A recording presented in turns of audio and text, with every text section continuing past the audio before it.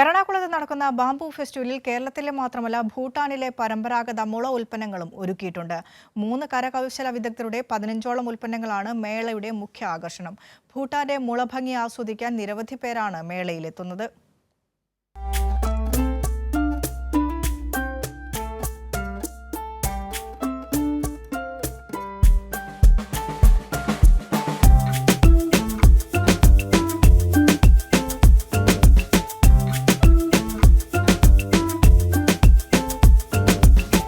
പലാങ് എന്ന വൈൻ സൂക്ഷിക്കാൻ കഴിയുന്ന ബോട്ടിൽ, ചതുരാകൃതിയിലുള്ള ബാസ്ക്കറ്റ്, ജഷം എന്ന പരമ്പരാഗത തൊപ്പി എന്നിങ്ങനെ വൈവിധ്യമാർന്ന ഉൽപ്പന്നങ്ങളാണ് Bhutan സ്റ്റാളിനെ ആകർഷകമാക്കുന്നത്.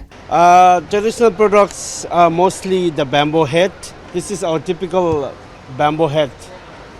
So this one is really colorful, and we also produce the plain one we call lakchung. And this is a fruit basket. We call it palang, and this is also a traditional product where you can store your wine, alcohol, and even water.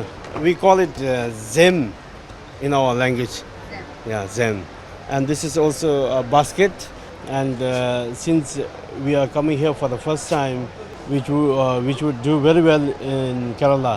മെഷീനുകളുടെ സഹായമില്ലാതെ പൂർണ്ണമായും കൈകൊണ്ടാണ് ഇവയെല്ലാം നിർമ്മിക്കുന്നത്. വ്യത്യസ്തമായ തൊപ്പികൾക്കാണ് ആവശ്യക്കാർ കൂടുതൽ. ഭൂട്ടാനിലെ താരായണ foundation വഴിയാണ് ഇവർ കൊച്ചിയിലെ മേളയിൽ പങ്കെടുക്കാനെത്തിയത്. ഇന്ത്യയിൽ മറ്റ് സംസ്ഥാനങ്ങളിലെ മേളകളിൽ പങ്കെടുത്തിട്ടുണ്ടെങ്കിലും കേരളത്തിലെത്തുന്നത് ഇതാദ്യമായാണ്. മലയാളികൾ മികച്ച പിന്തുണ നൽകി സ്വീകരിച്ചതിന്റെ സന്തോഷത്തിലാണ് ഭൂട്ടാനിൽ നിന്നുള്ള ഈ കരകൗശല വിദഗ്ധർ. കൈരളി ന്യൂസ്, കൊച്ചി.